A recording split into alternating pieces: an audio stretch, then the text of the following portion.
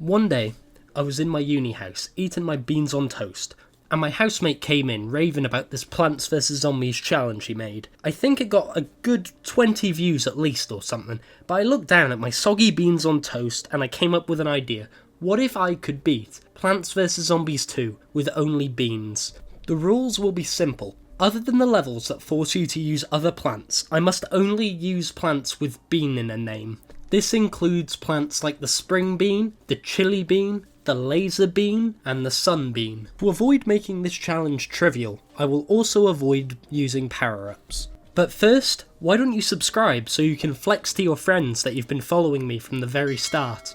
We start by entering the tutorial, where we are forced to use other basic plants, but I don't see any beans here, so of course I just let nature take its course. The first few levels are all tutorials with infinitely respawning lawnmowers, making it impossible to lose.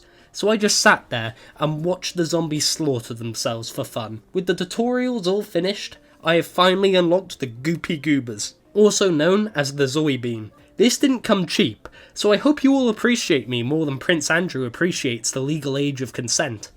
Day 6 is the first of many boss levels, but guess what? It's a conveyor belt level. These levels absolutely suck, since it won't let me flick beans at the zombies. It is here that I also came to a sudden realisation. The lawnmowers no longer respawn from this point onwards, meaning I have to make the executive decision to play these levels normally, or else I'll just have to keep giving these zombies brain. Finally, on day 7, this is where the challenge finally begins for real. And I know what you're thinking, but Whoie, this looks really easy. Well, allow me to inform you that it's not as easy as it may look. The timer on these beans are absolutely stupid. They take forever to allow for another use. It is for this reason that this premium bean requires the utmost intelligence to use. And if you know me, you are well aware that I am the most intelligent gamer around. I'm so smart I even doxed myself on live streams. My name is Walter Hartwell White. Nevertheless, day 7 was still a breeze. However, day 8 annoyed the ever-living fuck out of me. It was harder than anything I've faced thus far. I've even lost a few times on this level. However, I then learned an important lesson for this challenge. Sometimes, sacrifices must be made in the name of the holy beans. Day 9 I managed to complete first try. However, here I also learned that after I place a bean, it takes a while for them to send out a Goopy Goober, so I had to learn patience and not send the bean straight in to die. I may be at war with these zombies, but that doesn't mean I'm heartless and will send my soldiers in to die instantly. Day 10 was just as easy. I did it first try. There was nothing really that notable about this one, but for some reason, this level in particular just made me sad as I reminisced on better times. I can forgive EA about what they did to Titanfall and the travesty that was Plants vs Zombies 3. However, I will not forgive them for what they did to the Garden Warfare franchise. Look how they massacred my boy. Moving on to day 11, I was forced to use other plants, so let's just pretend like that never happened. Day 12 and 13 were simple levels where I just had to make a few lawnmower sacrifices, but on day 13 I had to also compete with Dave, who was planting mould everywhere. You know, I'm starting to think that Crazy Dave may have been responsible for a certain virus outbreak. This level turned out to be a bitch, because planting these Whoie beans further forward meant they had less time to send out Goopy Goobers. I mean, I was already finding it hard enough to find my mouse cursor on this emulator, so I was very much struggling for time management at this point. Although I could negate this issue of waiting for Goopy Goobers to spawn by feeding them plant food, which spawns in the Incredible Hulk. I have an army. We have a Hulk. Look, I'ma be real. I got nothing to say about day 14 without repeating myself, so from now on I'm just gonna skip over the piss easy stages. Just know, when I unlock the laser bean, he will become my main plant, so this army of Goopy Goobers you're seeing now, you better savour it, cause it ain't gonna be here long. The next challenge really doesn't show up until day 17, where my nemesis turns up. The Torch Zombie. I mean, he's turned up before, but this time he was a real dickhead. This guy can just take out any of my beans with one swipe of his torch. He literally made me want to go into a corner and cry. But this was a gimmick level as well, so I could only plant 14 times. And in the end, I managed it. But I wanted to go into a corner, cry, then grab that torch and shove it so far up whatever ass he had left. Day 18 was another gimmick level, a prepare your defences level. And oh boy did I prepare. I'm pretty sure I had more goopy goobers coming towards the zombies than they had coming to me. I just find it slightly ironic that the bean zombies are the ones going to eat meat and these zombies are coming to eat vegetables. Day 20 was the next challenging level, and since the torch zombies spawn at the very start, I firmly believe that with the Whoie bean, this level is factually impossible. I hate these zombies so fucking much. I tried everything. I tried planting the Whoie beans in different locations at different times over the course of an hour. I gathered an hour of footage trying to get this to work. But even with this broken ass plant, it was still fucking hard. The issue was they just got burnt as soon as the torch zombie approached, and even if I put down enough of these Whoie beans to kill the torch zombies, then 2 regular ass zombies would come walking down other lanes, and since the cooldown is super long, I could not send out any more Whoie beans in the time it would take them to come and eat the endangered plants. It was so hard. In the end, I just had to swallow my pride and buy plant food for 1,000 coins to skip the cooldown of the Whoie bean spawning in zombies. And even with this, it was still a bitch. It was so hard, and I only barely, just barely, managed to scrape by the skin of my teeth. When I have more beans, I will come back to this day, and I will force feed these zombies another British delicacy: rat and bean soup. With day 20 finally complete, the next challenge didn't come until we faced Dr. Zomboss himself, which is what I would be saying if it wasn't another stupid conveyor belt gimmick level. He went down just a little bit too easy. But with that, Egypt is complete, and I gotta say, I've never been so excited to do a challenge run, but hey, I hope you guys enjoyed, and if you don't believe me that day 20 was impossible, I brought in my good old friend Shagrot's Cave to give it a try. Alright, get it done. You had to equip them that. It's somewhat of a calling card, you could say. I had the same issue. It was the 3rd day of the world. 3rd day of ancient Egypt. 3rd day of ancient Egypt. That was the one that caused me strife. But the lawnmowers respawn. I didn't ever use that though. I guess you could say you could have been more prepared. Oh, shut the fuck up. We had some. Yeah, okay. There's not a chance. He doesn't even come on the screen yet. Impossible. Well, when Whoie told me he couldn't beat this level, I called him a. But no, do you know what? That's not possible. Say the line. This level's nuts. There we go. The challenge continues in Pirate Seas, where we start off where we left, with the Whoie bean carrying my ass through this entire challenge. Day 1 starts off piss easy, with the only thing notable being the introduction of the swinging zombie coming in to flick my bean. Day 2 is also piss easy, with once again nothing interesting happening other than the introduction of yet a new zombie type, the seagull zombie, who will become the bane of mine and Twitch chat's existence for this entire world. I suppose I had to learn about the birds and the beans sooner or later. After the first few days, we didn't get a proper challenge until day 6, although Dave did start flirting with me. You belong on a register, Dave. In all seriousness though, day 6 absolutely sucked hard. Here I discovered that one goopy goober is not enough to take out the seagull zombie, meaning I need a Whoie bean ready in the lane that the seagull zombies are coming down in order to actually take them out, because if not they'll just fly towards me and fuck my beans. Days 7 to 11 were an absolute cakewalk. This means I have finally unlocked my second bean, the spring bean, also known as the bean flicker. I thought the addition of a new bean would make this whole world trivial, however, day 11 drove me up the fucking wall and out the goddamn window.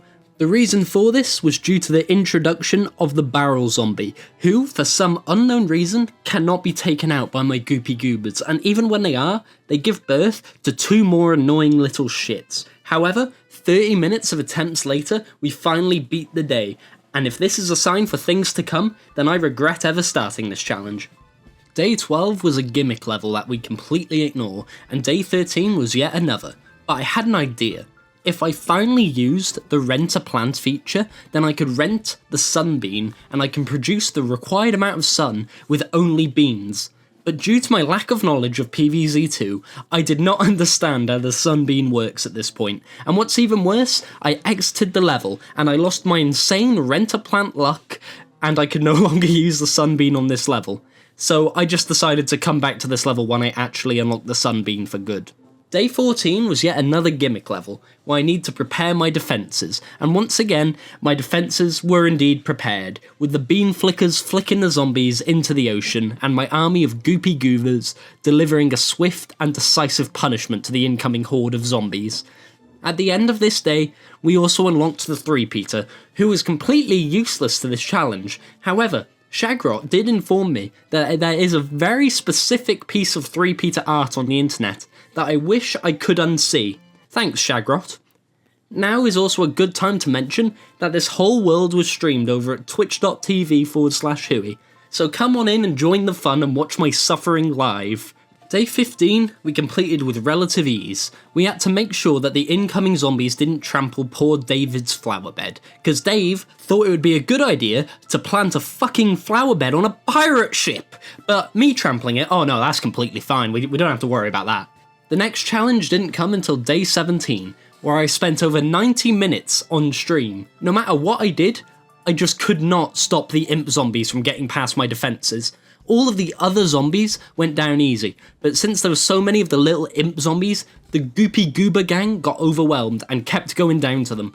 On so many instances, I got so close, I could taste the finish line so many times, but it was to no avail. They kept eating my frontal lobe time and time again. In the end, I had to get down on my knees and pray to a higher power, and someone answered. Zeus himself came down from the heavens and smited my foes. Zeus is truly a real one. But with this, I was not satisfied. There was something nagging at me to go back and do it properly. Whether it was pride or erectile dysfunction, I just couldn't let it go. So I did what any self-respecting person would do in this scenario. I got my credit card out, read all the numbers, and once again got blessed with a new bean. The bean sprout. A plant that is so stupidly overpowered for no goddamn reason. The way this little fella works is if the zombies get close enough and lobotomize him enough, he gets very angry and starts to slap the horde of zombies around. He also has a power where if you give him plant food, he decides to neck a Stella and throw a fit. Needless to say, the bean sprout made this day trivial. The house always wins. Days 19 to 21 were all gimmick levels with the side objective to generate sun, so these are all levels that I have to come back to when I've got the sun bean to do bean only. Day 22 was yet another gimmick level, however, it was a prepare your defences level, so I prepared my army and they did absolutely nothing.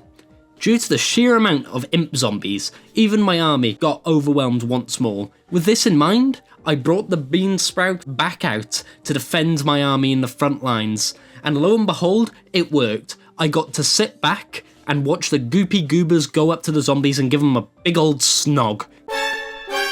It's worth pointing out that while I was streaming, I didn't actually have the bean sprout, so I was streaming this level for nearly a solid hour with my sanity completely deteriorating just watching the zombies come in and kill me time and time again. The final challenge of Pirate Seas was day 24, where I have to protect 2 bean flickers, which sounds easy, right? Well, wrong. I have never seen a bean so determined to end its own existence more than these 2 fuckers. The way these beans work is that they can bounce a singular zombie away, and after that, they are completely defenseless and open to attacks. So if more than one zombie goes towards it at any given time, well, it's Jova. The only way to save them from their defenseless state is with plant food. Using plant food means we can put them back into action and they bounce every single zombie back a few steps.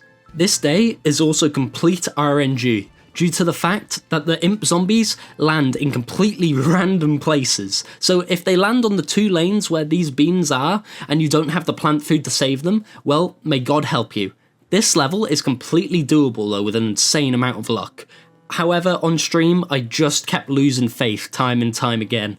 I had to take a break from it. I came back the next day with the bean sprout with a fresh mind, and even then, it was still a bitch. Sometimes I could do every single thing right, but still lose just to the sheer amount of imp zombies landing. But after enough attempts, I finally managed to complete the level without losing any of my precious beans.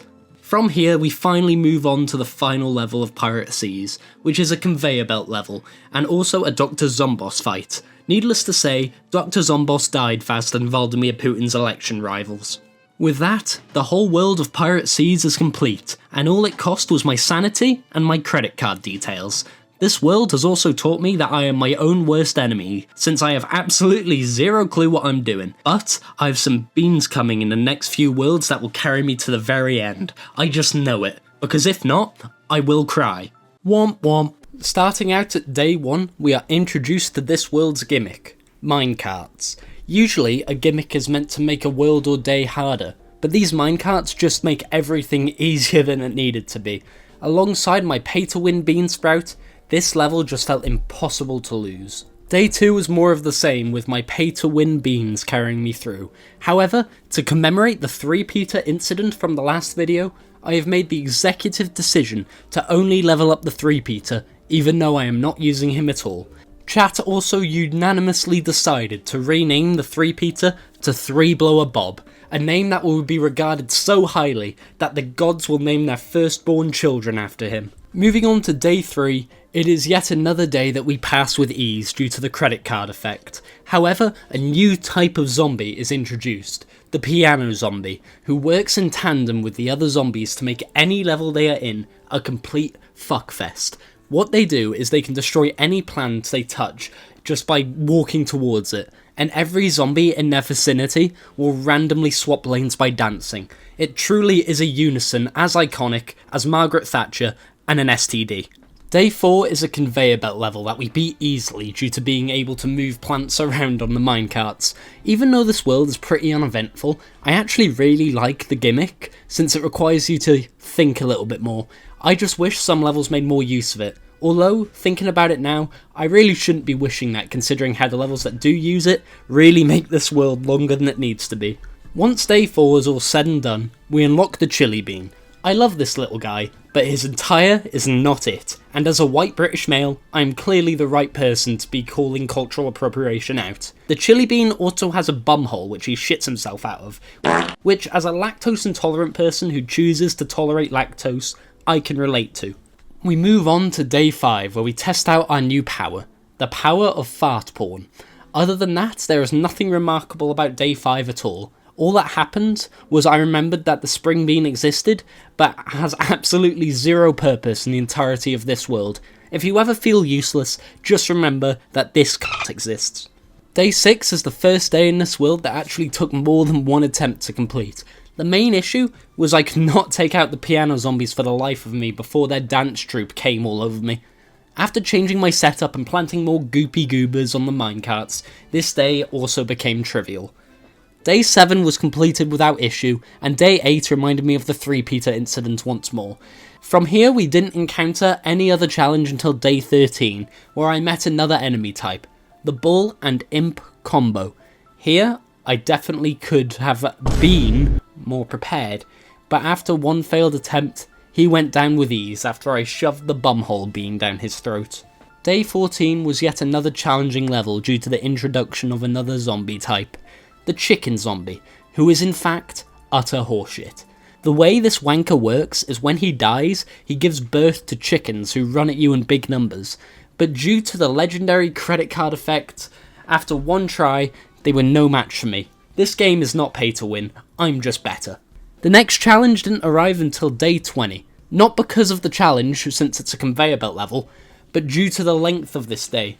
This Drake-sized level felt like it would never end, and it's not like I could stop paying attention either since I had to move some of the plants around on the minecart. On my first attempt, I was so close to beating this day, but then some random ass chicken came to eat my ass. This game really thinks the player couldn't take a chicken in a one-on-one fight. I'm glad that this world finally started to utilise the minecart mechanic more, but why does this otherwise fun day have to be so goddamn long? Once we made it to day 24, I was so instilled with confidence that we can do anything, but this day actually gave me a little bit of trouble, since it was one of those protect the endangered plant levels. It's a good thing that the endangered plants were these stupid ass nuts. After a couple of attempts, I managed to create a new strategy for beating this level. If I moved my nut up and down vigorously on the mine track, then I can delay multiple zombies in multiple lanes, giving my goopy goobers just enough time to go and take them out and send these miners back to making iPhones. One more zomboss pounding later, the Wild West is complete.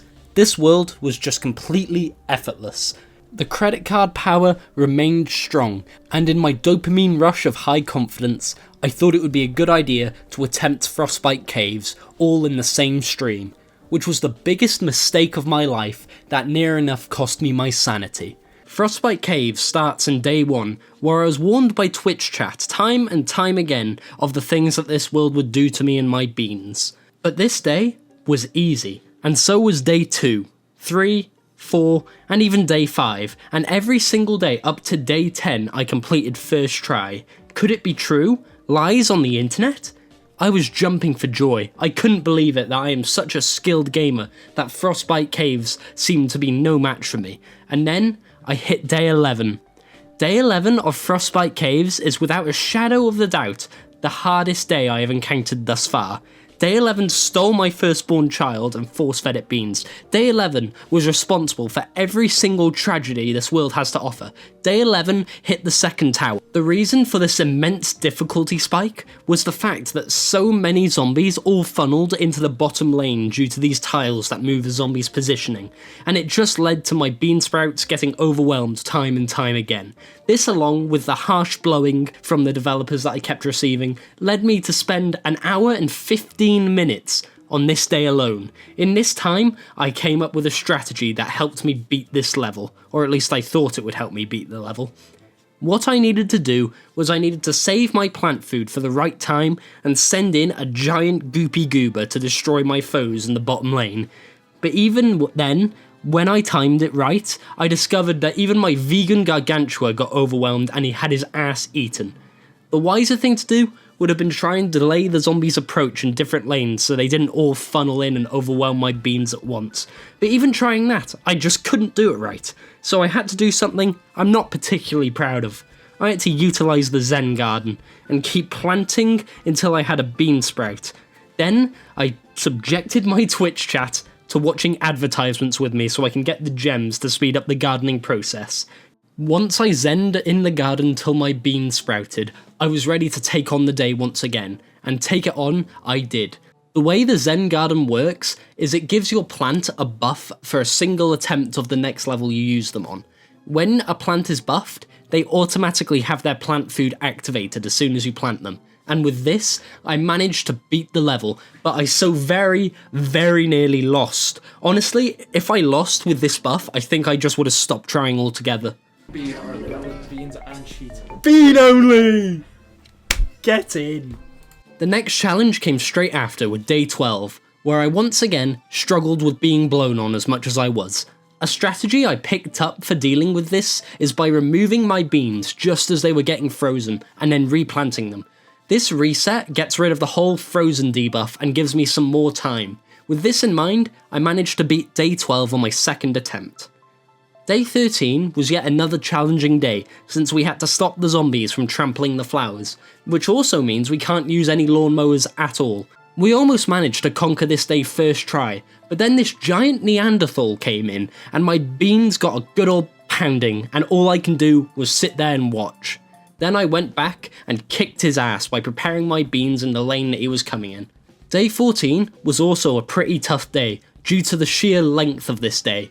My plants were pre-picked for me, so I couldn't even do it bean only. The only notable thing about this day, really, other than its length, is the fact that my good old friend Poseidon came down from the heavens and saved my ass. Thank you, Poseidon. You are truly my hero. We then move on to day 15, which once again was a pretty hard level since it was a defend the endangered plant level. I put down all my bean sprouts in preparation, and it was a mighty defense. I very nearly lost, but in the end I managed to scrape through this day without issue. There was nothing else really that notable about it. Moving on, we go to day 16, where it was probably the hardest of any conveyor belt days I've faced so far. It was pretty tough, and I found myself getting overrun very quickly to the point where I lost this day quite a few times. However, it was still a conveyor belt level, so it wasn't too hard overall. The only reason I found it hard is because I'm a fucking dumbass. The next challenge really didn't come until day 20, where we had to endure another 3-wave day. This day fucked me harder than David Cameron with a pig, but after a few tries, the day was completed rather easily, and I was rewarded with a zombie holding my bone. Every day up to day 24 was pretty easy, but do you guys remember how last episode I called a certain being useless? If you ever feel useless, just remember that this cunt exists.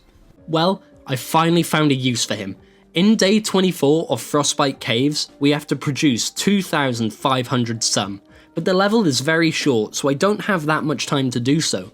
I was down to 1 ice head, and I was just thinking I was going to fail because I was nowhere near the 2,500 sun, but I did have enough sun to put down a spring bean and bounce this zombie back countless times, enough times that I could barely, just barely, make the 2,500 sun quota.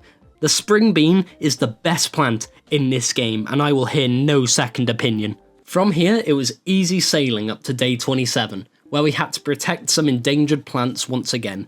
I set up my defences, but this was yet another gruelling day, with 4 waves to get through. I just felt like it would never end. I put my bean sprouts in front of the endangered plants, hoping they would do most of the work, which they did, up until the very end of the day, where a big, chunky enemy came in strutting his stuff down the bottom lane, and I had nothing to defend myself. All I could do was sit there and watch with this single lone bean sprout. The bean sprout and I watched as every single plant he knew got destroyed. I hope he knows how disappointed in him I am. What a failure. The next attempt I was more prepared, and I added some reinforcement goopy goobers down in the bottom lane, and that seems to have done it. The day was complete with only minor head trauma. Day 28 was another prepare your defences level, and this one, once again, was the hardest I have done thus far. The issue here was once again the cold, harsh winds. After a couple of failed attempts, I came up with a big brain idea. What if I saved some of my sun for the end and planted some bean sprouts at the very back of the level? And I did just that, and better yet, it worked like a charm. Not even the stupid ferret zombies could stop me now. This day single-handedly increased my brain's IQ by 2 inches.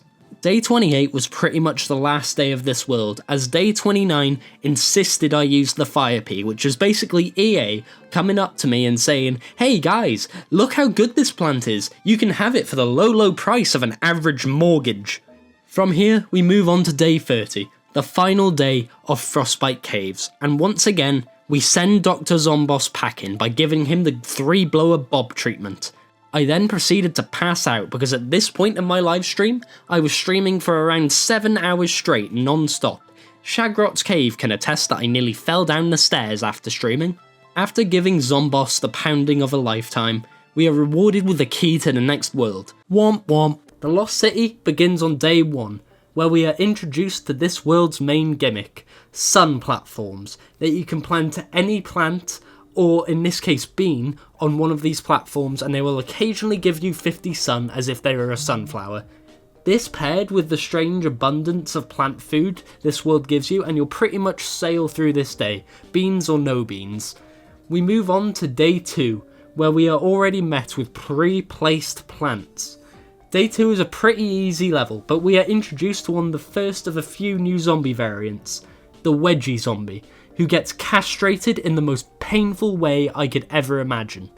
Besides that, day 2 was a breeze due to once again the abundance of sun. Day 3 is a conveyor belt level, so instead of just skipping over it, I wanted to provide you with a bean fact. Did you know, in contrast to what my comment section says, Beans are beans, not legumes but beans. Why? Because I said so. On day 4 we get back to beaning all over the place, and we are introduced to yet another new zombie type. The shovel zombie, who at first petrified me. He had me timbers well and truly shivered hard. But then, I learned if I just placed a bean sprout or a chili bean directly on top of him, then he would just have to attack it normally instead of using his stupid little shovel. Regardless, later on in this world, the shovel zombie would in fact shove his shovel so far up my ass that he would turn me into one of those little propeller hats.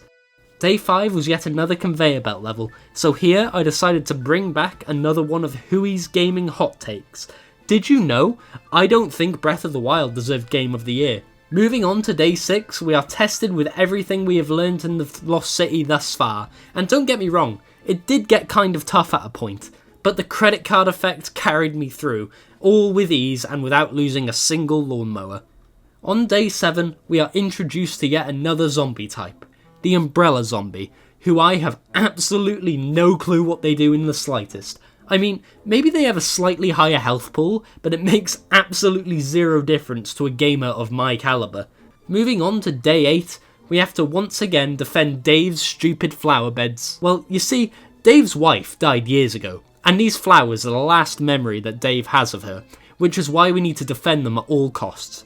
However, I could not give a single fuck, so I let all these zombies dance all over them. In all seriousness, I didn't mean to fail this day, I just fell into a false sense of security and let my guard down. On the next attempt, I kicked this day's ass. Day 9 was yet another conveyor belt level, featuring our favourite dragon, Dragon These Nuts. Day 10 was another day with an abundance of sun platforms, making this day an utter breeze. However, these shovel zombies are getting kinda close to me. It's good that I finally found a use for the chili bean, because the chili bean is carrying hard here with this shovel zombie. Moving on to day 11. Day 11 was a day that I will remember. On this day, we are introduced to the mosquito zombie. These zombies are fucking stupid. They have twice the health of a regular zombie, and they just completely ignore all of my beans on the ground, making plants like the bean sprout completely obsolete. In fact, the only way I could attack them at this point is with my goopy goobers, so I needed to make damn well sure I'm prepared in the lanes they're coming in. Regardless, I managed to beat day 11 first try, even after losing a mower to these flying, flapping fucks. Day 12 was yet another day that I somehow managed to fail. An otherwise simple day that lured me into a false sense of security. What happened here is one gargantua came running down the middle lane. Then I thought I was safe. I thought it wouldn't happen again. I thought I did not need to plant that much more in the middle lane. But then another gargantua came stumbling in right after, and I did not have the firepower or plant food to take out this big boy. Meaning he came over to me and I gave him some more brain. But as with other levels, I beat this day on my second attempt without much hassle. At least that's what I would be saying, but this day also had a side objective of gathering 5,000 sun. I knew this would be possible to do bean only, since on the second attempt I got to the end of the day with only 50 sun to go. This failure was crushing. I could have wallowed for hours, since this day is a long one. But I went back into it and I managed to end up just barely scraping by on my third attempt. Now, coming up is a lot of gimmick levels that had absolutely nothing to do with the challenge, so it's time to speed through them. Days 13 and 14 were conveyor belt levels, so I'ma just skip them, but day 15 was a defend the endangered plant day, which I thought would be a lot harder, until I remembered the ultimate power of my beans, which led me to complete this day first try. Moving on to day 16, it was another conveyor belt level, so once again, we're ignoring it. On day 17, we are introduced to yet another zombie type, the camping zombie. This little shit carries his tent around, and just like it's a the camping zombie carries his tent around like it's a clown car, and releases an unlimited amount of zombies. It's a good thing I gave him gas the second he spawns in, and dealt with him like that, and all of his posse with just one chili bean. The chili bean once again carries. Besides this new zombie type, day 17 was a breeze. Day 18 was another conveyor belt level, and days 19 and 20 were easy due to the abundance of sun. This was once again followed up by yet another gimmick level, with day 21. However, I actually really like this one because of the frog plants. I don't quite know what they're called, but I absolutely love them. They're just silly little guys, and now I want to see a Plants vs Zombies challenge run with only frogs. Chat, get it done. Day 22 was yet another gimmick level with some trap tiles. Some would say it's one of the very easiest days in this whole game, but guess what? I failed. Some could say I'm a bit of a dumbass. But once chat told me how to utilise these tiles to my advantage, I actually really enjoyed this day because of how different it was. I just wish the Lost City utilised gimmick levels in a more creative way that wasn't another stupid conveyor belt level. Since day 23 was piss easy, we move on to day 24. There's nothing that notable about this day, but I did learn I'm about as blind as your nan and completely missed this shovel zombie coming in my bottom row. Besides that, the day was completed on a second attempt. The rest of these days were easy. That is until I reached day 27. Day 27 is without a doubt the hardest day in this world. The reason for this? Well, there is once again another zombie type that's pretty prevalent here. The scientist zombie, or what I choose to call the old flatulent fuck zombie. What he does is he consumes the sun like it's his morning pills and ass blasts my plants into oblivion with just one squirt of his laser. With him blasting my beans into oblivion, he makes enough room every time for his good old pal the mosquito zombie to come and eat my ass time and time again.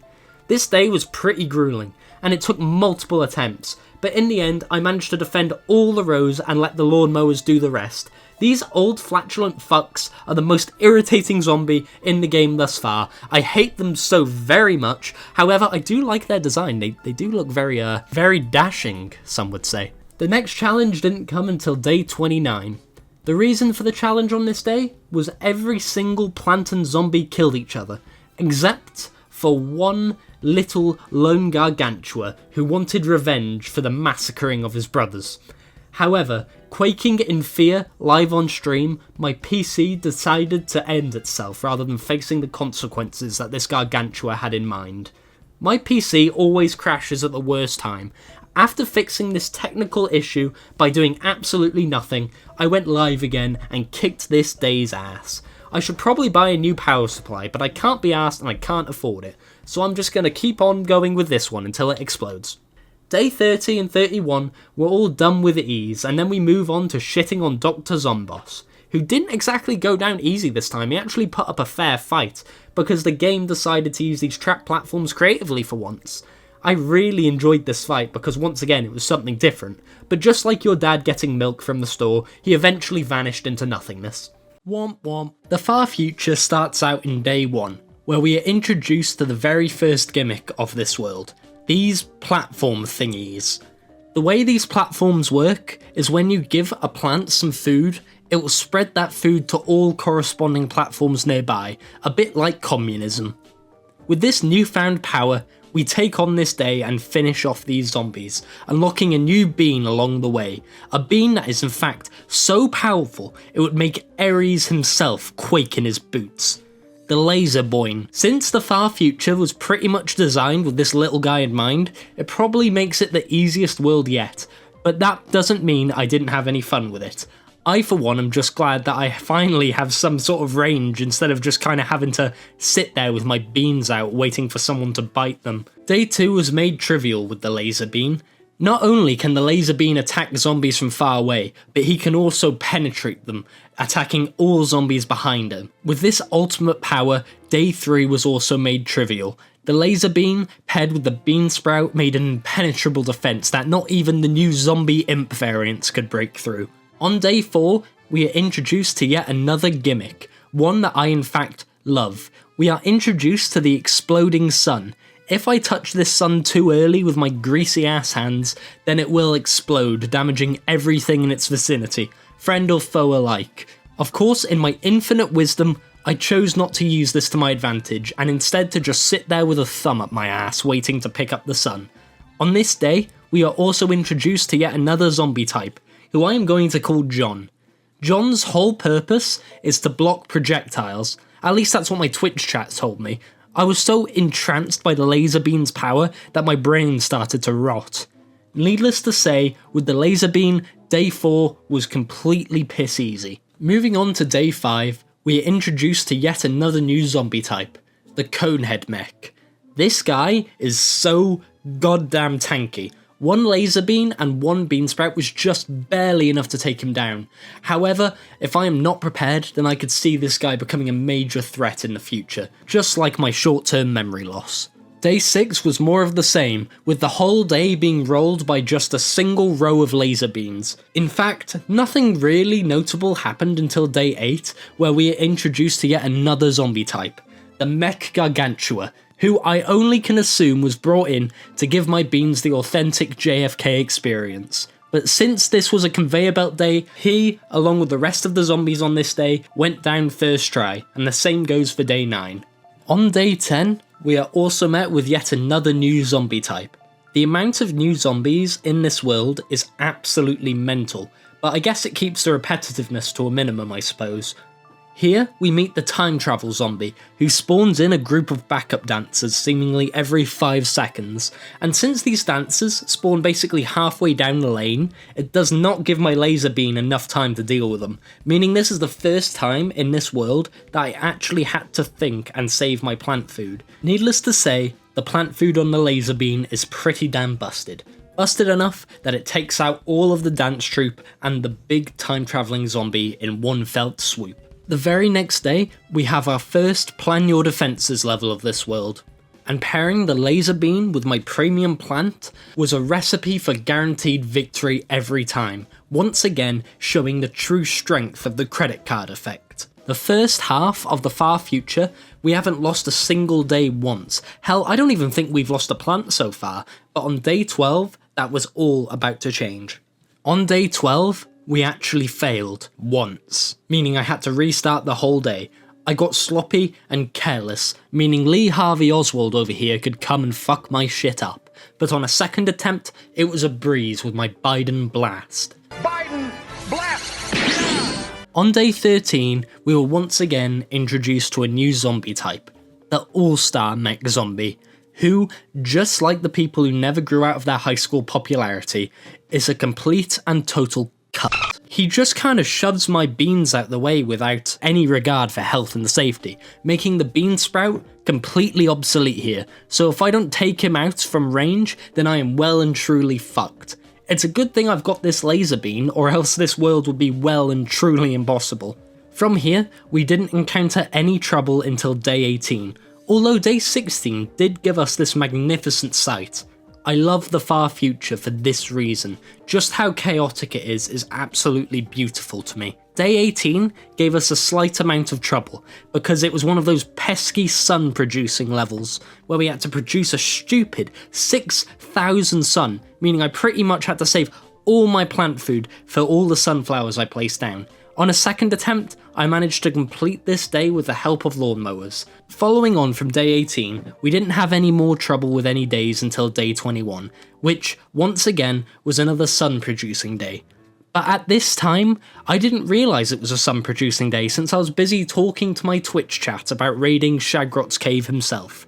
Let's hope this newfound Whoie given fame doesn't change him. Once I realised I had to produce sun, this day was a breeze, since the planting limit wasn't an issue in the slightest. From here, every single day left was completed first try with basically nothing new going on in the slightest, so we move on to the Dr. Zomboss fight, and to be honest, this fight wasn't as cool or fun as the Lost City, but I still enjoyed it since I got to put down a lot of these plant food platforms and watch the pretty lights obliterate Zomboss.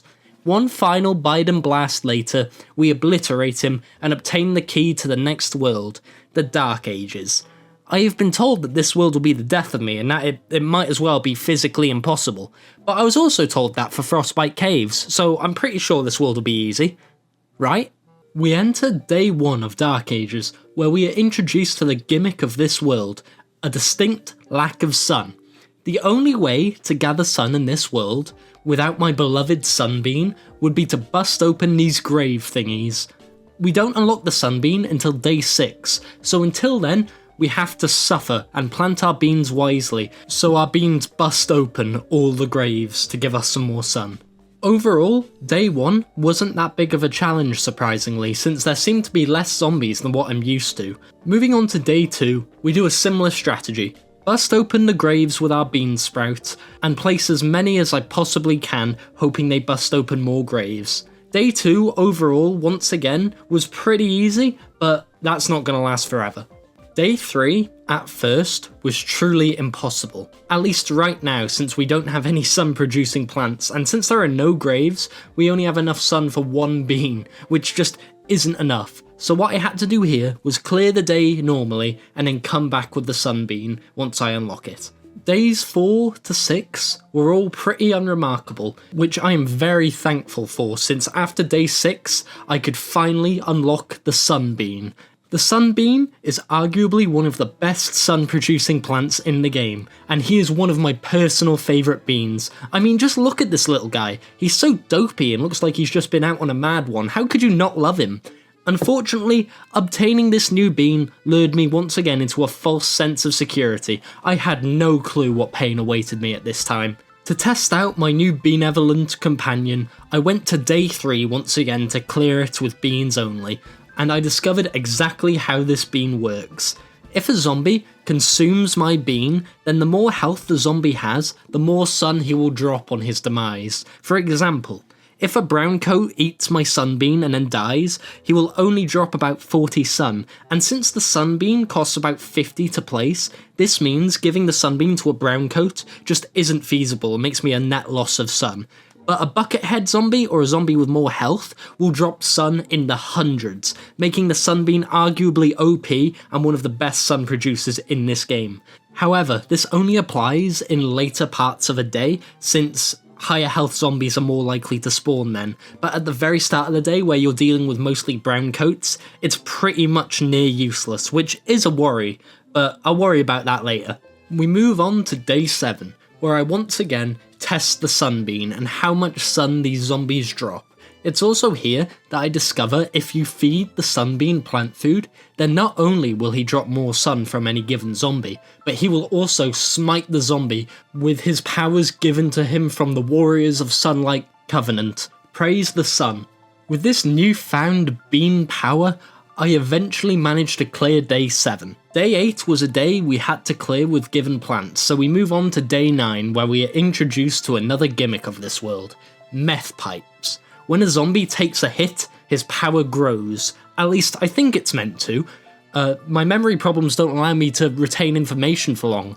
Before long, we complete day 9 with only a few attempts. From here, we move on to day 9 where we are introduced to zombies. The beans went down easy. Day 10 was yet another conveyor belt level, which was a pretty long one. I almost failed right at the very end, but Zeus, unlike anyone you've ever slept with, has returned for round 2. Well guys, we found it. The first of a few days that broke me.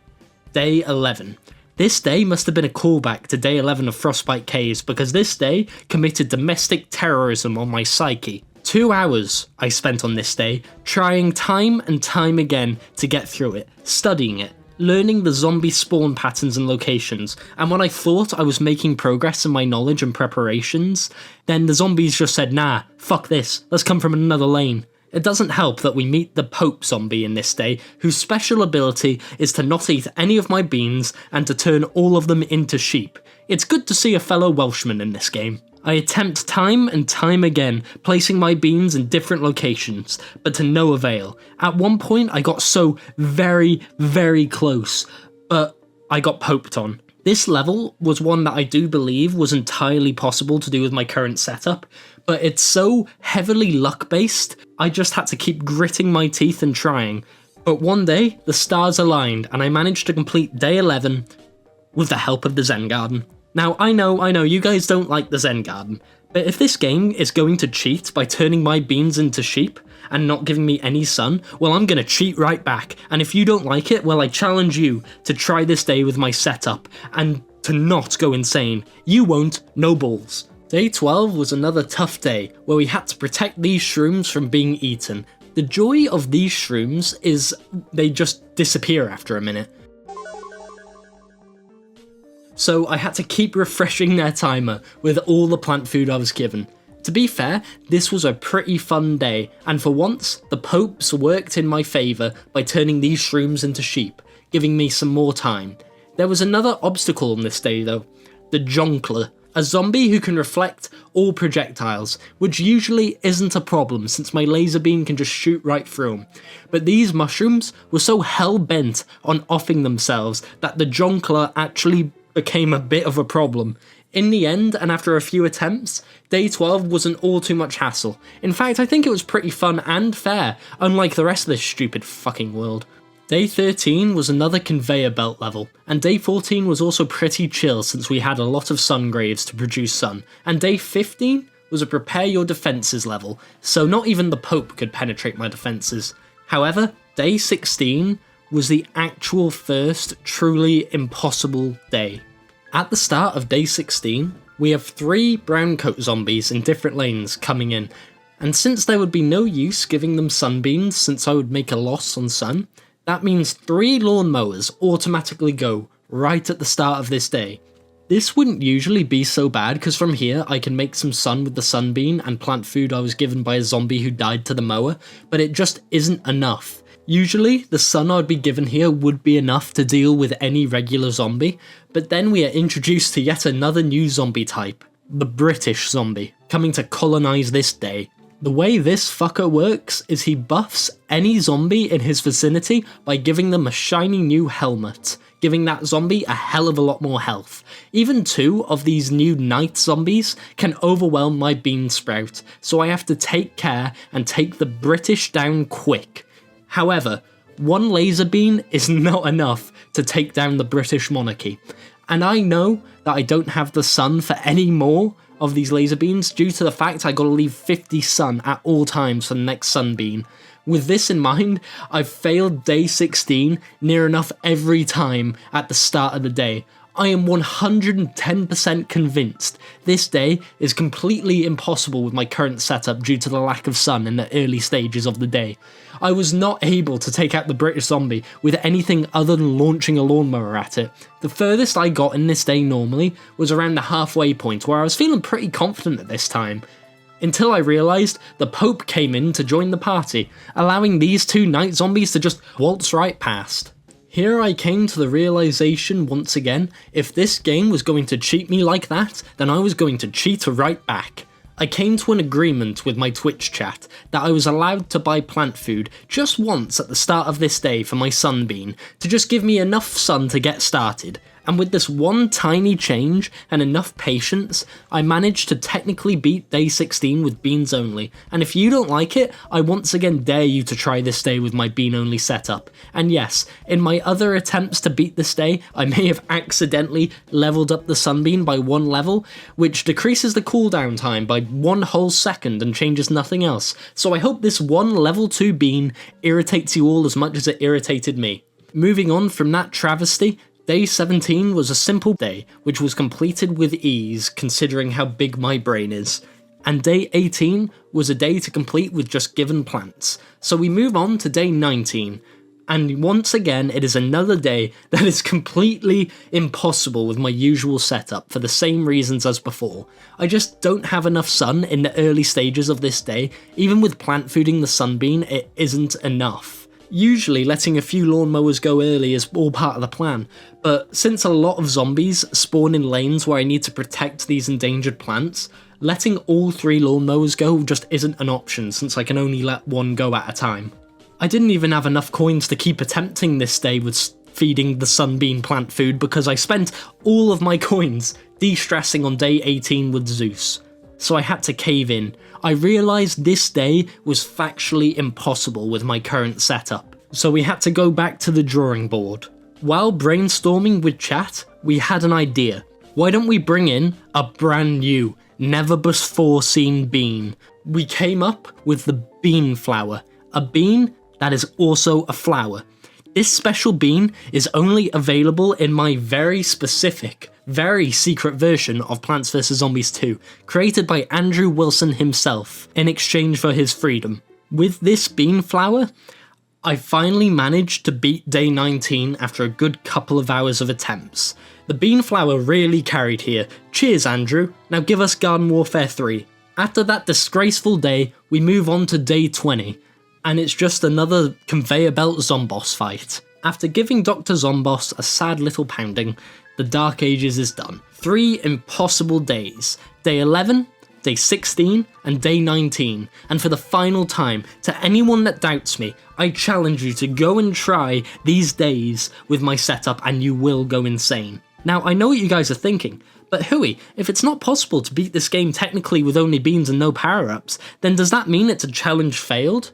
Well, technically yes, but that doesn't mean I'm stopping yet. I'm having way too much fun making this content, so I will be continuing onwards to the next worlds, and I just want to see the dinosaurs in the Jurassic Marsh. I like the red one. Womp womp. Neon Mixtape Tour begins in day 1, which introduces us to the main gimmick of this world, music. For some reason, these mullet-wearing dickheads hear these sick beats, and the strange white pill they took earlier courses through their veins, making them charge at you more invigorated than ever. But right now, it makes no difference, and I managed to pass day 1 with ease.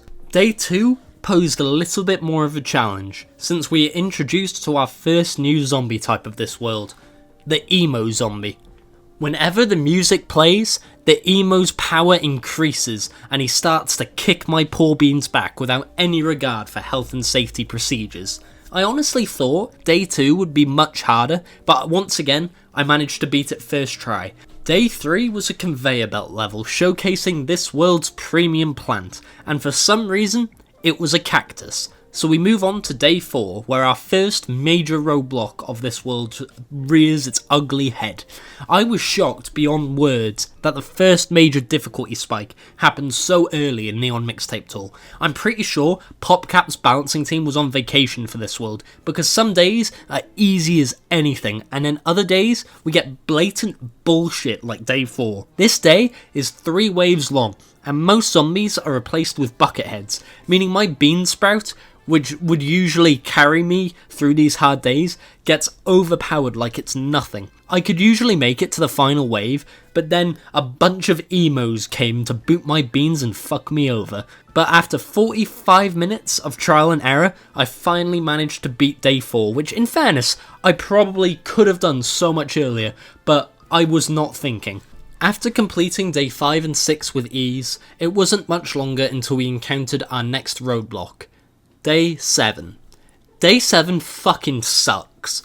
Here, we meet a zombie that renders my laser beam as obsolete as a 90-year-old's nutsack. The roller skate zombie. The way this fucker works is whenever music isn't playing, they shield the zombies behind them, making my laser beam completely useless until they take out the roller skate zombie, which would be fine if it wasn't coupled with the fact that she can insta-kill any of my beans just by touching them. She doesn't even eat them, so the chili bean can't even save my ass here. Eventually, I came to the realization that I just needed to protect my lawnmowerless lanes and let the remaining mowers do the rest. Eventually, I could pass this level without too much hassle. Still, it took much longer than I would have liked. Day 7 was then followed by day 8, which for some reason was really piss easy. This world is more inconsistent than my streaming schedule. The next challenge didn't come until day 13, which is a prepare your defences level. Usually the combination of bean sprouts and laser beans do these days without a problem, but for some reason, the sheer amount of buckethead zombies was absurd and my bean sprout got overwhelmed once more. It didn't help that we got introduced to yet another new zombie type, Michael Jackson, who can just waltz up and insta-kill any bean he so much as breathes on. I don't think I've ever seen so many zombies on a screen at once. After 45 minutes of trial and error, I eventually managed to beat day 13 by placing my laser beam in this weird-ass pattern. Day 14 was a day completed with given plants, but then day 15, I believe, is the very first impossible day of this world. It is so heavy on RNG on this day. I realised that zombies have a variable walking speed of about 10%, so sometimes these emo zombies will kick everything out of the way, ending the day instantly, or they'll stop and eat my big old bean sprout depending on luck. This, paired with Michael Jackson's later appearance in the day, made this day straight up impossible due to my lack of firepower, or the fact that I couldn't use the sunbeam at all since the emo zombie does not like his vitamin D. This day just completely broke me.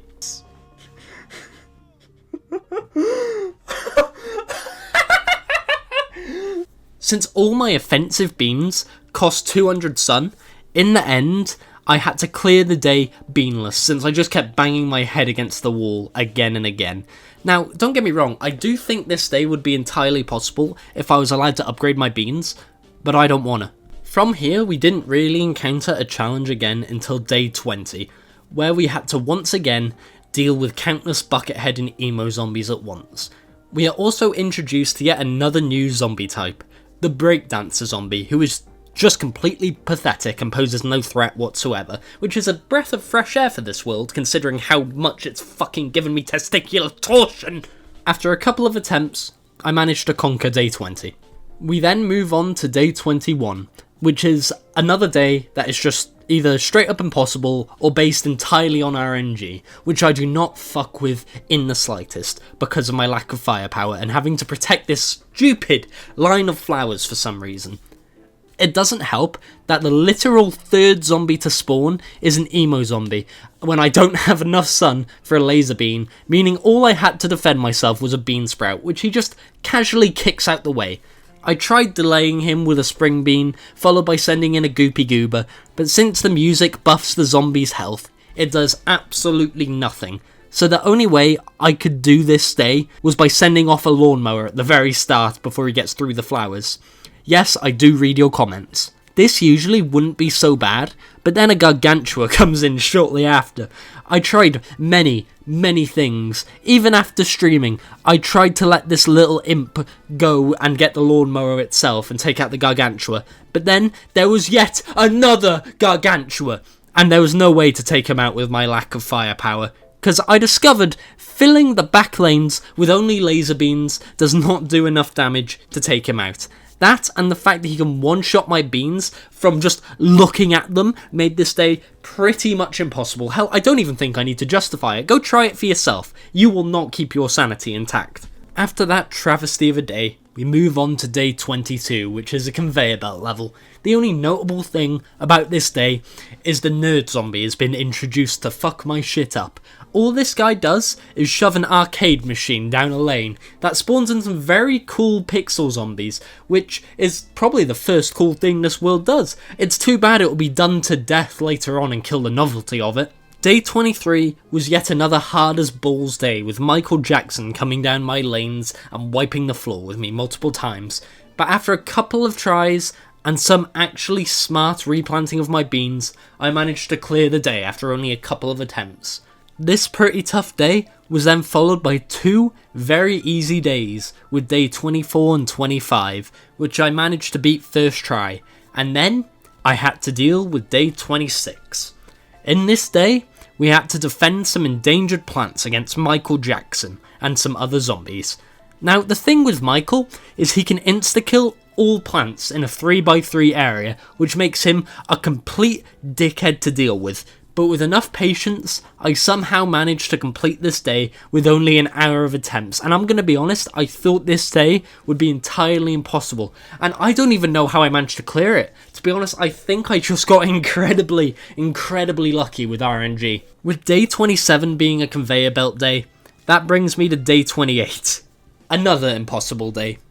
The reason for this is we are introduced with yet another zombie type, Freddie Mercury, who serenades us with seductive tunes, meaning we can't do anything to attack until he stops. Now, the first 5 zombies in this day are all Freddy Fazbear zombies, and they are also followed by 5 nerd zombies.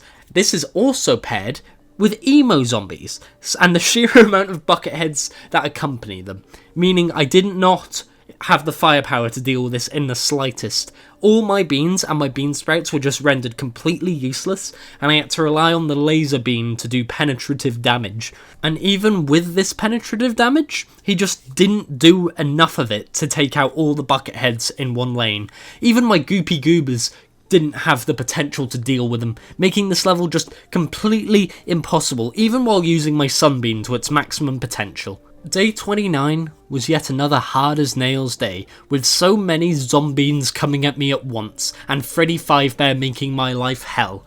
But once again, I managed to complete this day with minimal suffering. But then, day 30 was our final impossible day. Now, I know, 4 impossible days sounds like a lot, but you gotta keep in mind, this world is over 30 days. So, seeing that I managed to do most of them, I think that's pretty impressive. I challenge you all once again to try these impossible days, and see how long you last. This game will not let you last 30 seconds. The reason day 30 was impossible is because, well, Michael Jackson is the very first zombie to spawn, and not just one of them, but 3, meaning I'm basically guaranteed to lose 2 mowers at the start of this day.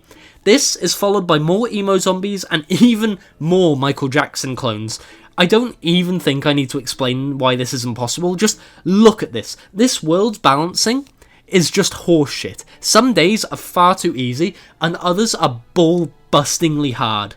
I swear, PopCap must have hired Elden Ring's balancing team, because this just ain't it.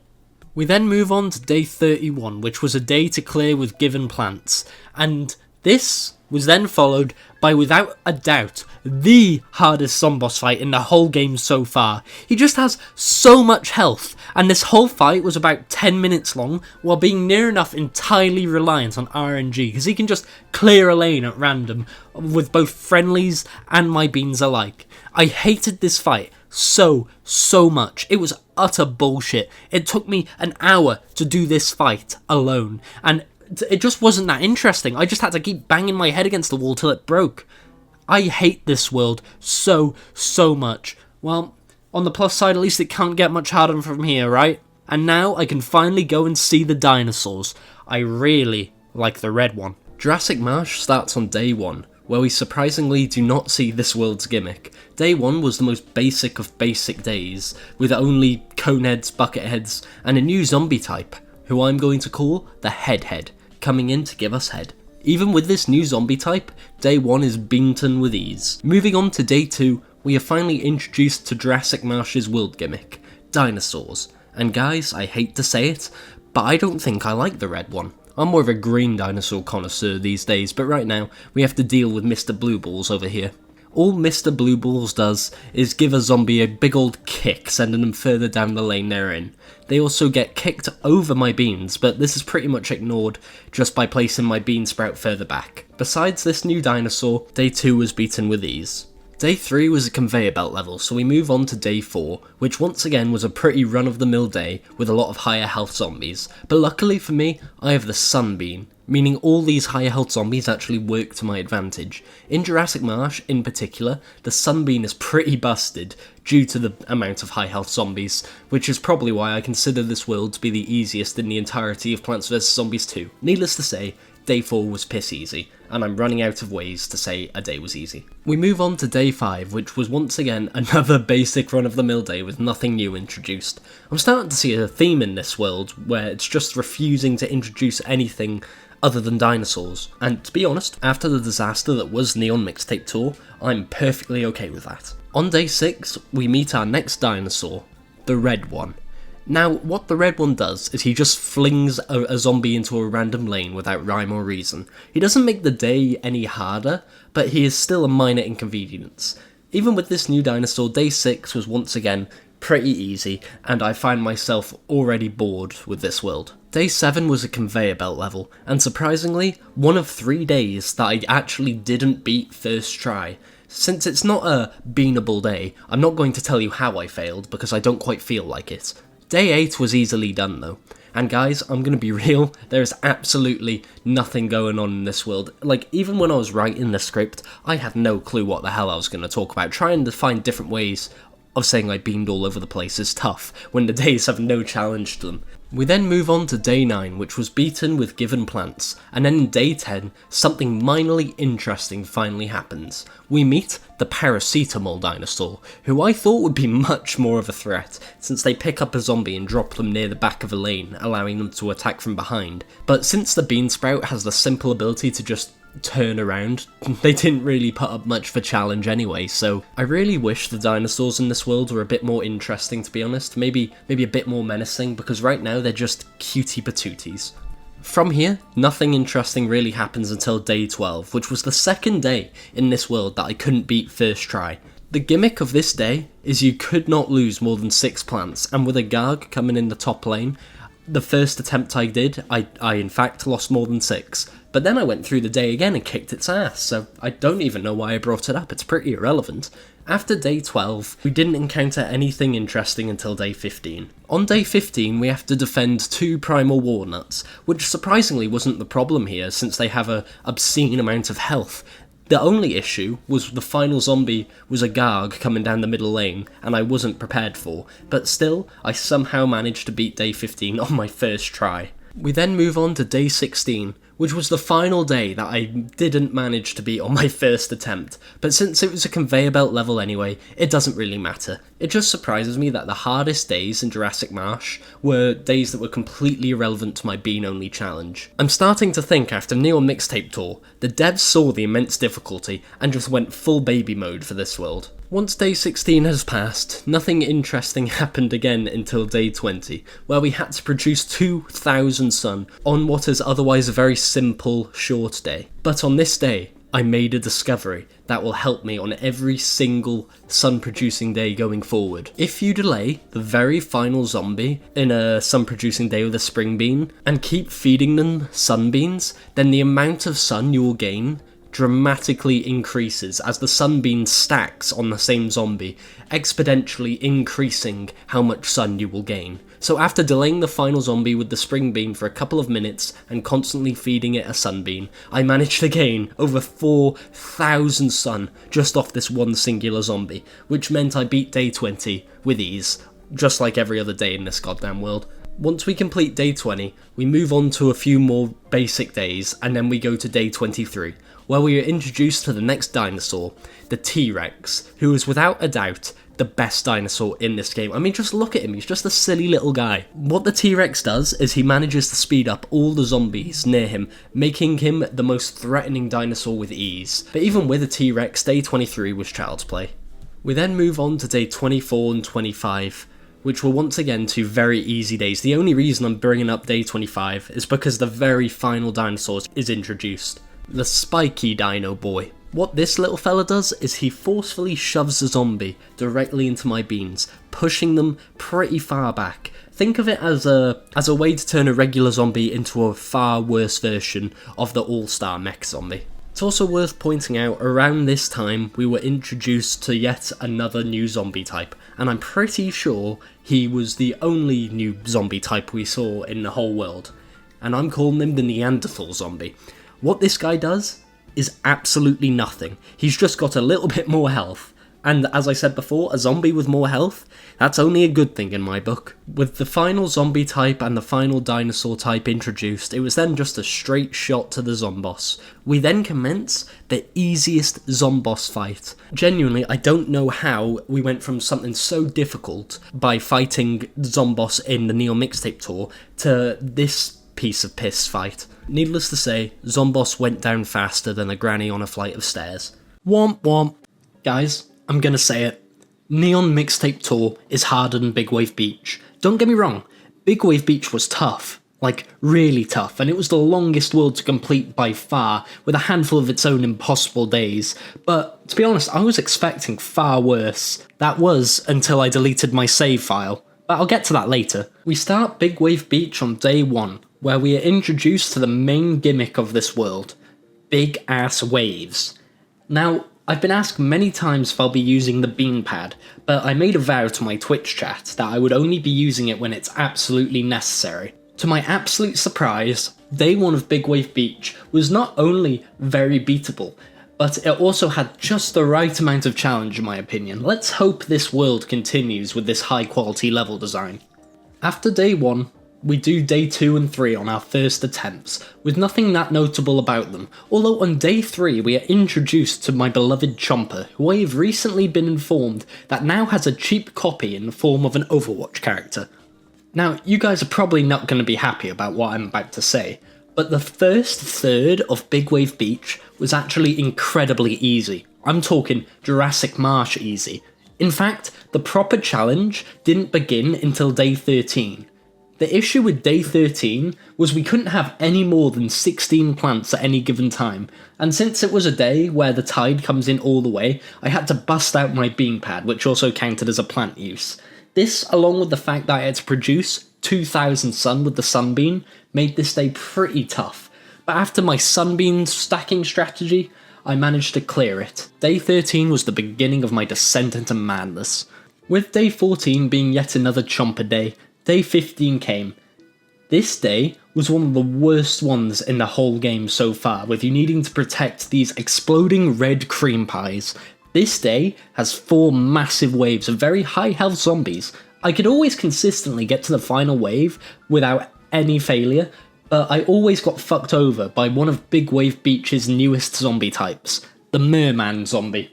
This little shit rides the waves until the very end and insta-kills whatever plant or bean he encounters, unless I deal with him quick, but when there's multiple coming in at once in one lane, it's so much easier said than done. It's also worth pointing out that on this very day, Shagrot's Cave himself came into my room, gave the day an attempt on stream, and then shat himself. After a couple of hours of attempts, I managed to beat day 15. I genuinely have no clue how, it just kinda happened. After Creepy Uncle Chomper marks the halfway point of Big Wave Beach with day 16, we move on to day 17, where we meet the next zombie type of Big Wave Beach, the Octodaddy zombie.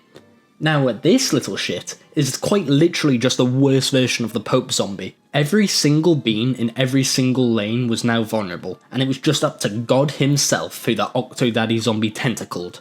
Besides the introduction of this new zombie, day 17 was passed with my sheer incredible willpower. Moving on from day 17, we didn't encounter another true challenge until day 20. Now, from here, the last third of Big Wave Beach alone took me over 8 hours just for these 10 or so days. The difficulty spike in this final part of the world was absolutely insane, and not very welcome. In fact, as a certified gaming journalist, I'd go as far to say Dark Souls was easier than this bollocks. It's not like there's anything unique about day 20 either, it was just a case of me banging my head against the wall until it broke, and eventually, it did, and I passed day 20, with only minor cranium damage.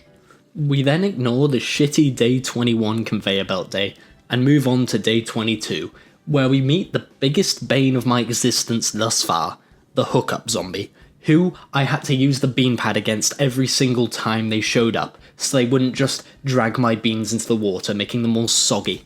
All things considered, he didn't bother me that much on this particular day, since I did manage to beat it first try, but day 23, on the other hand, was worse than Margaret Thatcher. This day took far too long. I'm starting to notice a trend with Big Wave Beach and endangered plant days.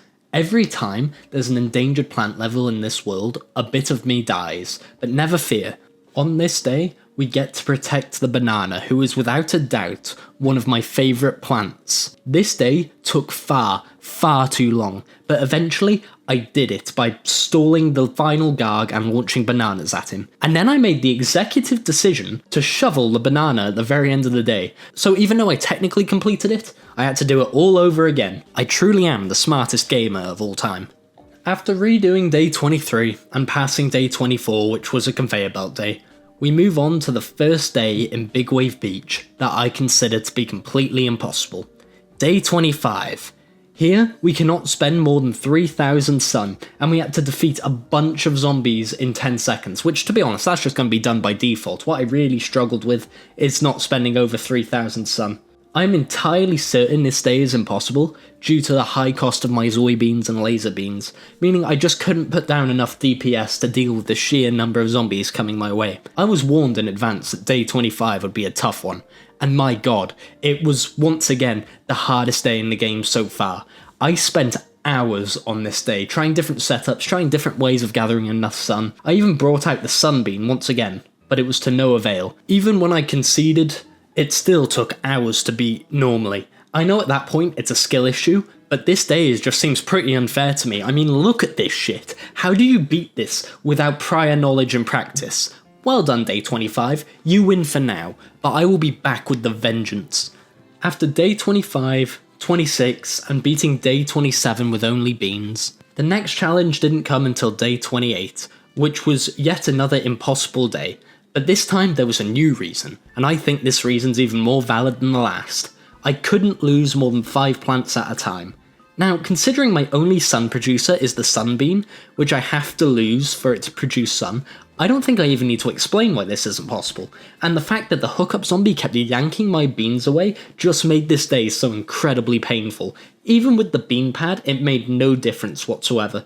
In the end, I had to once again concede the day, only to go onto the wiki and find a setup that actually worked and let me beat this day normally. A lot of people say PvZ2 is hard but fair, but in this day in particular, I'm going to use the wise words of Video Game Donkey and say it's hard, but fuck you. Day 28 was then surprisingly followed by day 29, which once again I managed to beat first try. Whoever's job it was to balance the difficulty in this game clearly didn't come into work, because you'd think day 29 would be harder than the previous days, but nope, guess not. We then move on to day 30, the final day, where I can use my beans in Big Wave Beach, and once again, we had another impossible day on our hands. Now, 3 impossible days isn't bad considering Neon Mixtape Tour had a lot more, but this day was a massive pain in the ass. We had to protect these little cutie patooties, but if the hookup zombie so much as breathes on it, then he goes and offs himself, which makes this guy somehow worse than the potato cream pies from earlier. Every single attempt I made on this day, I was told that the zombies ate my plant, which is just blatantly false advertising. After 1 hour of the game fucking me over and cheating me out of so many wins, I finally snapped on stream, and I decided I was going to go cheat right back. While on stream, I used my expert computing skills to construct a brand new ppdat file, which is just essentially the progression file. I was going to call Zeus on these zombies and take my fucking anger out, but I made a rookie mistake. I didn't back up my original file, and all my data, all my progress, even all my premium beans were gone. This was it. It was the end of my run. It will sit with me for the rest of my life that the only person I managed to cheat was myself. Guys, I hate to tell you this, but cheaters never prosper, and my Twitch chat was stuck staring at my Be Right Back screen for the better part of 2 whole ass hours. That is, until my lords, my heroes, my saviours, Shagrot's Cave, and my other unnamed housemate, who I'm linking their Twitch in the description because they saved my ass. They came into my room, handed me a sprite, and restored my pp.dat file. They also added a few little extra surprises for me. I was back, and I was more powerful than ever. With my new power, I smited every single remaining zombie on Big Wave Beach, and for compensation, me and chat unanimously decided I was finally allowed to break one of my rules and choose a bean to level up, in preparation for the big finale. Naturally, I chose the spring bean and got to work leveling him up. Alongside the spring bean, I also leveled up 3-blower Bob. Now, I finally went to go and destroy the zomboss of Big Wave Beach, and I was finally ready to take on the modern day. Big Wave Beach was tough, 3 impossible days which I will go back to. But hey, still easier than Neon Mixtape Tour. Remember guys, cheaters never prosper, unless you're me. Womp womp. The modern day is simultaneously pretty cool and pretty shit. On the one hand, you have the return of Michael Jackson and the beloved Pope zombie, and on the other hand, you have days like this. What the actual hell is this? So with that said, let's see how I completed this final world with minimal suffering and level 1 beans. We start the modern day on day 1, where we are introduced to this world's gimmick. Ass cracks that shit out zombies from a previous world. This world actually is a pretty fun gimmick in my opinion. It brings every single zombie from every world back for this grand finale. With this gimmick, day 1 was actually pretty tough. I'm so used to the first day being piss easy, but nope, not this one. However, from the last episode, I still have a mighty powerful spring bean who can indefinitely delay a single zombie, even Gargs. This will prove to be invaluable for this world, but even with the added difficulty of the ass crack, I beat day 1 first try. We move on to day 2, where this world decides to shit out some Big Wave Beach zombies. The Spring Bean, once again, solos all. To be honest, absolutely nothing happened on this day other than the confirmation that the Spring Bean is absurdly powerful. He counters everything, it just makes things a cakewalk. But day 3 was a conveyor belt level, so we move on to day 4, where I am struck with fear. The roller skate zombie has returned. I fucking hate Neon Mixtape Tour. The zombie that completely counters my laser beam is back. It doesn't help that whenever they so much as breathe on one of my beans, the beans just give up and die. Because of this roller skate zombie, I failed this day so many times. Even my spring beans couldn't save me, but somehow, eventually I managed to get through this day. I've got no clue how, it just sort of happened. Moving on to day 5, we are introduced to a Plants vs Zombies staple, the newspaper zombie. This Sun newspaper reading fuck gets perpetually pissed off when we destroy its misinformation and decides he's going to go full Brexit geezer on my ass and charge at full speed with ultra high health and damage. What the fuck happened to this guy in the time between Plants vs Zombies 1 and 2? Even with this insanely powerful newspaper zombie, we beat day 5 first try. We then move on to day 6, where we are given a throwback to the Lost City, with these sun tiles at the very front of the lawn. The goal of this day is to generate 4,000 sun, which is easily done by stalling with a spring bean and using the sunbean stacking. This day was pretty chill overall, and once again I managed to beat it first try. Moving on, we get to day 7, a big, chunky 4-wave day. And guys, I hate to say it, but I also did this day on my first attempt. Then for some reason, we're playing Candy Crush on day 8. I'm pretty sure PopCap is just as fed up with this game as I am, considering the amount of gimmick levels they're introducing. This is then followed up by day 9, which is, once again, another gimmick day. Day 10 is where the challenge of the modern day truly rears its ugly ass head. What the fuck even is this? This day took me so many attempts. Like, even with all these power tiles, it was hard as balls. I am confident these tiles are just here to fuck with me, considering how useless they are. I fucking hate Neon Mixtape Tool, by the way. Did I mention? The harsh day 10 was then followed by the piss easy day 11 and 12. This game is so awkward with its balancing, it's a bit strange. And then guess what? We got another Candy Crush day on day 13 and another gimmick on day 14. Beans are starting to become extinct, but on day 14, Zeus solos all. No plants, no beans, just the almighty Zeus. Then it's time for day 15, our first impossible day of the modern day. The reason for this is before I even have the chance to use plant food or sun for range beans, the pirate zombie swings in and follows the 4th rule of the pirate code to always gobble my nuts. But you know what? Fuck it, this day isn't impossible. I just need to power up a little bit, just to hit the gym, strengthen my beans, all the way to level 1. It's clearly level 1, it says so. The M stands for mustard. My newfound level 1 beans. I kicked this day's ass and beat it on my first try. After day 16's conveyor belt shenanigans, we move on to day 17, where the laser beam carries hard. And you know what? He did every single day from here on. I'm telling you, leveling these beans to Mustard 1 makes this game so much easier. It really exemplifies EA's greed, but part of me is glad because now I get to punish these fuckers like they punished me. Every single day from now has just been made child's play. The only notable thing, really, is the red dinosaur coming back to say goodbye to this masterpiece of a series. Goodbye, the red one. I'll miss you. Somehow, even with leveling my beans to Mustard 1, day 30 was a day that managed to kick my ass. These fucking flowers are some bullshit, but my god, my lord, my saviour, the spring bean came to save the day. The thing about my level 1.5 spring bean is the fact that it can actually tank more damage than the bean sprout, so that's cool I guess. I love pay to win features. I'm just so over this now. Playing PvZ2 with only beans for 2 months on end causes insanity to fester. Don't try this at home, kids, unless you're gonna cheat like me. After completing day 30, we move on to day 31, which was a cakewalk. And now, we can finally finish this game with a boss rush. And guess what? The very final boss in Plants vs Zombies 2 is the Neon Mixtape Tour final boss. My disappointment is immeasurable, and my day is ruined. And with that, we did it. But I'm not yet satisfied, so I went back to every single day that I thought was impossible, such as day 12 of Ancient Egypt and all the sun-producing days in the first half of this series. We went back to day 20 of Ancient Egypt. Day 11 of Frostbite Caves was beaten with ease. Day 11 of Dark Ages, I kicked its ass.